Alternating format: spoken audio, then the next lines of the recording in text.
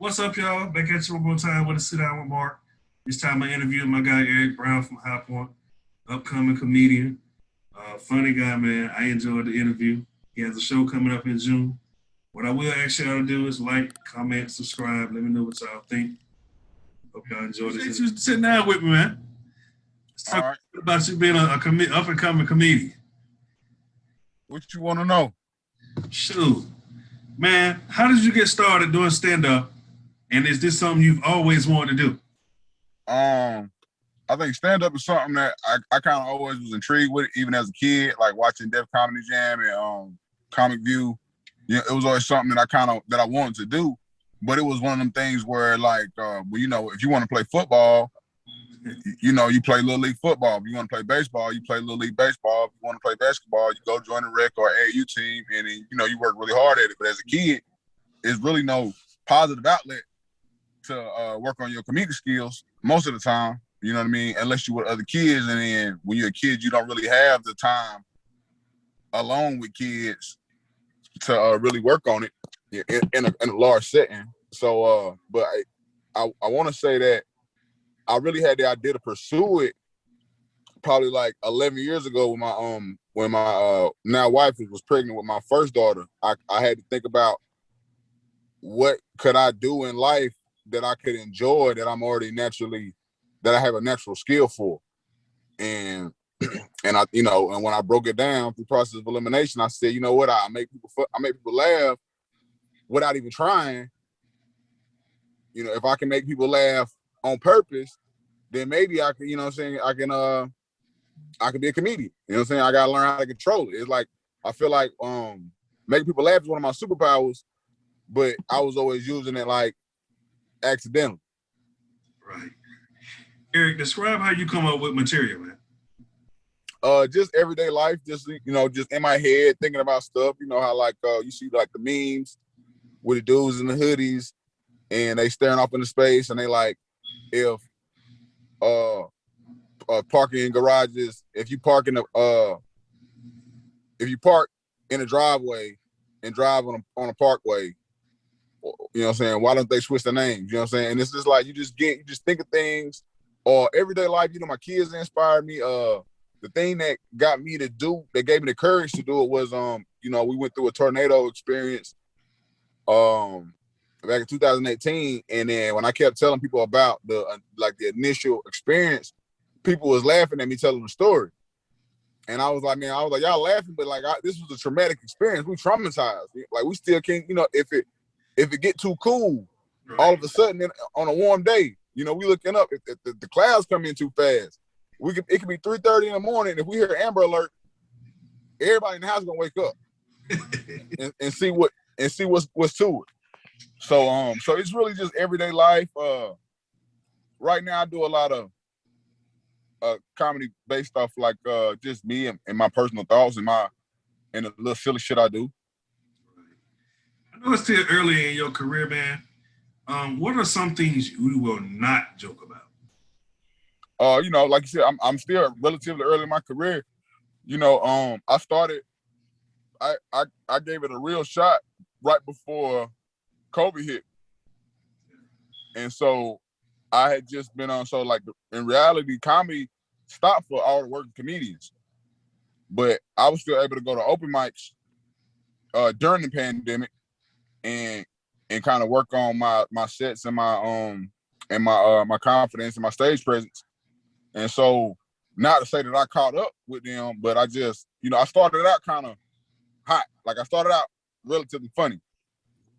So, like it wasn't like I think a lot of comedians get into it and they have to progress. Like they have a bit and it doesn't work the first time, and they have to keep working it and go to open mics and see how other performers do it.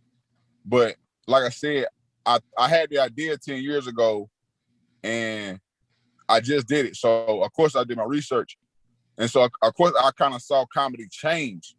It went from a comedian being able to say basically whatever was on their mind to not being able to only being able to talk about themselves. It used to be a lot of observational race comedy.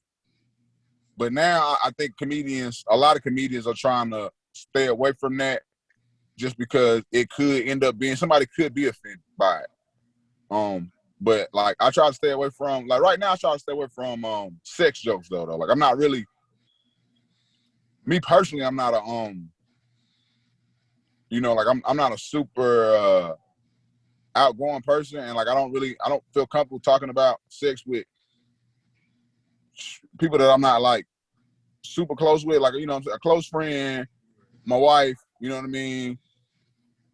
That's what I'm comfortable with. But like a lot of comedians, a lot of comedy goers that look like us, they expect a lot of raunchy material, and I'm not. It's not that I won't do it, but I'm just not comfortable doing it yet. So if I'm not comfortable doing it, I don't want to try to do it and then it come off like I'm uncomfortable. Like I have to figure out a way to do it and make me being uncomfortable funny. You know what I mean? Because if I go out there and try to be like, vagina, vagina, vagina, dick, dick, dick, it's not gonna, you know what I'm saying? It ain't gonna feel authentic. I'm gonna feel like I'm forcing it out. But like I don't have any like gay material, like material bashing like anybody. You know what I mean? I don't attack white people. I just make observations. I feel like because I have a substantial amount of European DNA, I can say that anyway.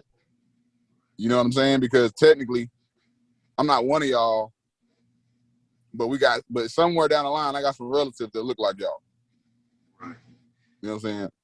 Out here right now in the world. Like out here in the world today, I got a white relative that ain't black at all. In comedy, not all your jokes, and not everyone is impressed with your jokes. How do you handle the hecklers? First you try to ignore them, and then if they get too much attention, if they suck too much of the power away from you, then you got to kind of go in. You know what I mean? Like you got to address it at least. You got to say a smart. Like me, I'm a smart, quick one quick snapback, or if they say like a girl called me basic one time and I just like, oh damn, basic, that's crazy. I ain't, you know what I'm saying? That's fucked up. Y'all want to heckle me. Ain't nobody else been heckled the whole night.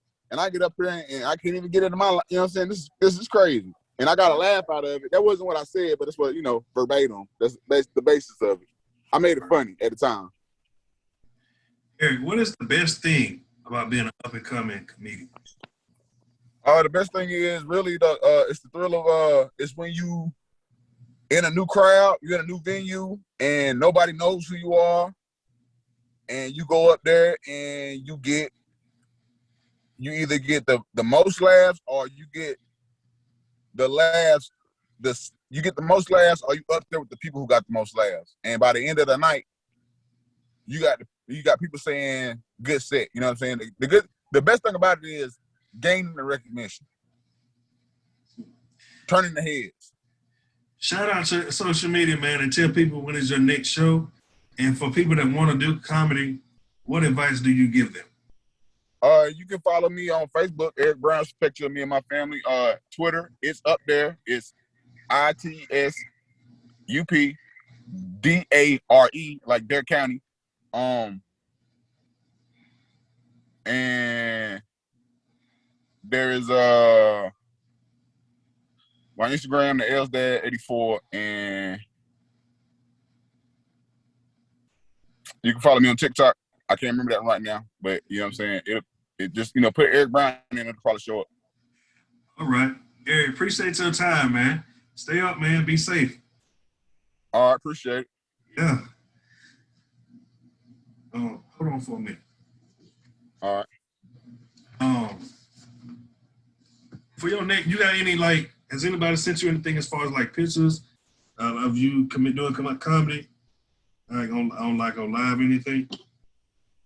Say what? Like when I get ready to put it together, I normally have like pictures. Like you ain't got no pictures of you at the idiot box doing no other comedy. Yeah, I got a picture of me at the idiot box.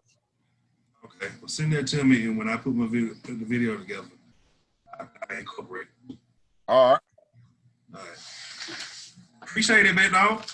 All right now. Bruh, what is going on in LA, man? What you mean? The Lakers. Oh, they all right. They just was hurt all year. Can they get to the finals? Yeah, they get past Suns. They out of there. Can they beat Brooklyn? I don't know about that. They gotta hope KD get hurt and Kyrie. For real? Huh? I think they could. I think they could.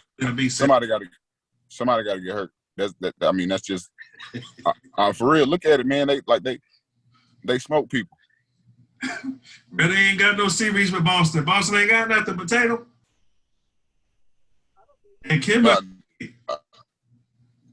I mean, Tatum ain't. I mean, Tatum by itself. Yeah, and Kemba's hurt again. He You know what I mean? right. So it's just like, look. But man, only thing I ask you to do once this is over with, man, just share it and All right. send it to your people. Try to, you know what I'm saying? I'm just trying to get a couple views on Facebook, on YouTube. I feel you. Yeah, I appreciate I it. feel you. Oh yeah, and then never mind. My YouTube is E Brown, the Future Legend, and that's pretty much it for my handles. You know what I'm saying? I got my dope Twitter account I lost it. I don't know how to get it back. You know what I'm saying? That was the one when I was getting retweeted by celebrities and DMing Carl Jones. Okay. You know what I'm saying? He was talking to me. You know what I'm saying? Because Carl Jones, the former producer of the Boondocks and Black Dynamite, he used to live in High Point. Okay. Yeah, and I had High Point in my bio, and when I followed him, he DM'd me and followed me back, and I was like, "What?" He was like, "You HP?" Text me your YouTube. All right. Yeah. All right, big dog. Yeah. Appreciate it. All right now.